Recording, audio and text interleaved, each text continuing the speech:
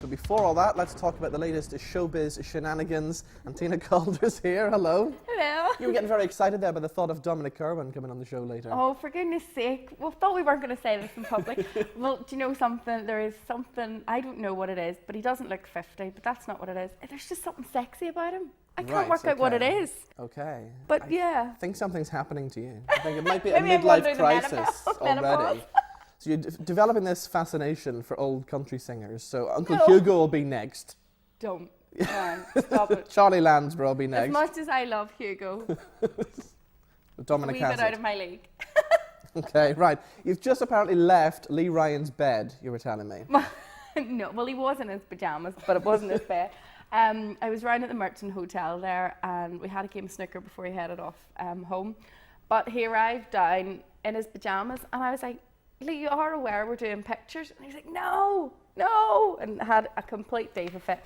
But of course, me, I talked him round. Okay. We got some nice pictures. So what's Lee up to these days? I thought once Blue was over and his failed solo career was over, that was the end of Lee Ryan. No, and I mean, he made an awful lot of money and he's been very, very sensible with it all, except for the time he told me when he rolled up to his mum's house in a Porsche. Is there a Porsche 911? Does that make sense to somebody? Anyway, some Porsche contraption, and told his mum he was getting a new car, and she was like, oh, well, get something sensible, son. And he rolled up with L plates on. He still hadn't had a 70 grand car, hadn't got his license, and rolled up, and his mum, of course, took his head off.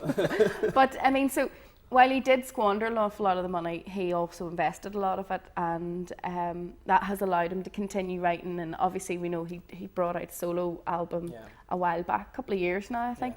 And now he's got a new one. He hasn't quite decided what's going on the album yet, but his latest single is Secret Love. The next one that's coming up is I Am What I Am, but not a cover. Gloria Gaynor song. Not a cover, no. He's written one called I Am What I Am, and I actually said to him, I says, okay, Lee, so we've got Secret Love, and we've got I Am What I Am. Are you telling us something? Yeah. And he was like, no, I'm not gay, I promise. But I don't know. Is he back? I think he is, and he's looking really, really well. If I do say so myself, haven't seen his legs, etc. Okay. That was all, I promise. Right, moving on to the weekend. Big night in Bangor Yes, tomorrow night. I know it's going to be mad. I was talking to the guys from General Fiasco there last week, and they're very excited because, of course, this is one of their biggest gigs. Also, Cashier Number 9 is going to be on the bill, another local band. But, I mean, I'm not overly fussed about Snow Patrol. They're the headliners. I know. I'm really quite excited about seeing Cashier Number 9 and General Fiasco because I mean I think their new song I'm Not Made of Ice is fantastic. It's an amazing sound. I just wish the guys would sort of come out of their shells a wee bit more, but I think that'll come with time. As for Snow Patrol, they write some great music. Gary Lightbody's a lovely guy, but there's just something missing. It's not the X factor that's missing because clearly they must have it. Yeah. But there's that little spark. The little spark that I like is just not there. They're still filling stadiums. They're still filling outdoor venues. I so understand there is some that kind this of spark sound, but it's the same. I mean, I don't particularly like Oasis either, but, and they are one of the greatest groups ever. Yeah. I love a lot of their music, but I don't know what it is. Snow Patrol just don't rock my boat. Simple as. What about the future then for General Fiasco? Are they going to take off in the same way as Snow Patrol and do these big things? I don't think they've got what Snow Patrol have that's going to take them sort of worldwide, American, all of that. I think that they're certainly going to do incredibly well. They're probably going to tour the likes of America and Europe and stuff like that. I think they're a long-term band. I don't think they're going to sort of bang onto the scene and then disappear again. Yeah. The lads are very young, so of course when they grow up, there's going to be a whole new sound. They'll be reinventing themselves at least more than once. But the fact that they've come out with what they have now at such a young age in the music industry, I'm really, really impressed with them. Finally, let's talk Sex and the City, because everybody else is. Every woman that I speak to has been to see this movie, but you haven't. I hate it. Why? I think you only ask me these things because you know I'm going to crack up. You've obviously been reading my Facebook stats. But honestly, I'd rather go out to my back garden and watch the grass grow. I swear to God, I never get into the series, and it's a bit like Desperate Housewives. I just think you have to be a bit pathetic to love it, and I'm really sorry. And I know that's an insult to like every friend that I own, but I'm sorry. Friend that you own? Well, no, do you know what I mean? I don't know. There's just, I don't know. I can't put my finger on why I hate it so much, but I actually hate it. So you didn't go to any of the Sex and the City parties? There was hundreds of them last weekend. And they're even more pathetic.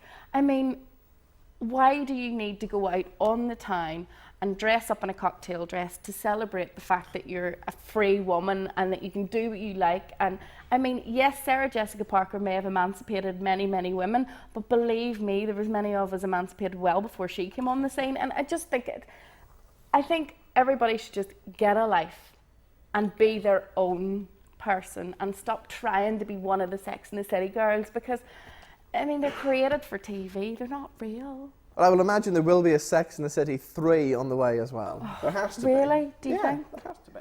Surely they're too old.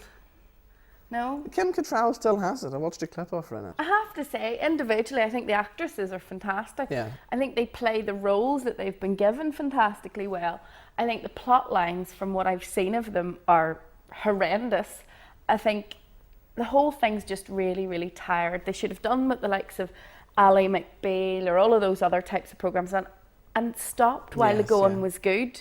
I think now what they're doing is they're watering down what clearly wasn't a great concept and something that people loved, and they're turning what could have turned into a cult like Friends, for example, and they're making it a wee bit too commercial now, and it's all me and my Sex and the City bag and all my merchandise, and it's all. I'm really sorry to everybody I've insulted. I feel really bad. Is that bad? Yeah, probably, yeah. What's going to be in your column in the Sunday World this week?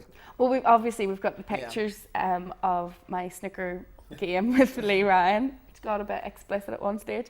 We're talking a little bit about the Ward Park gig, if I can get it in on time.